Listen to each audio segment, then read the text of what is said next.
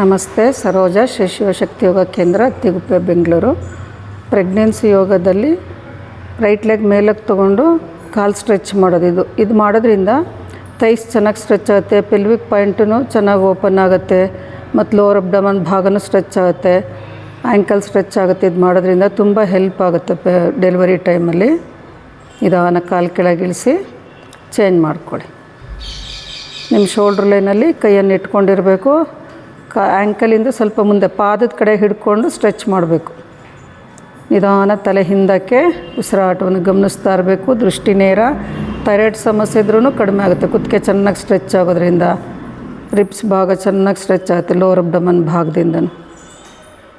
Relax. ಈಗ ಇದನ್ನೇ ಸೈಡಿಗೆ ನಿಂತ್ಕೊಂಡು ಮಾಡಬೇಕು. ಈಗ ಸೈಡಿಗೆ ನಿಂತ್ಕೊಳ್ಳಿ.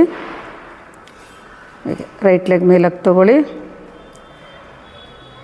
ನಿಧಾನ ಕಾಲನ್ನು ಹಿಂದಕ್ಕೆ ಕೆಳ್ಕೊಳ್ಳಿ.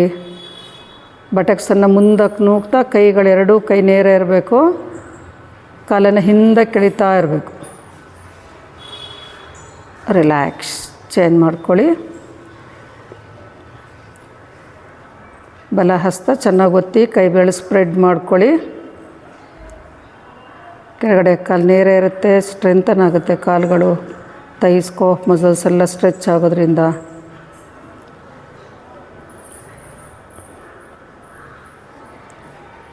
ರಿಲ್ಯಾಕ್ಸ್.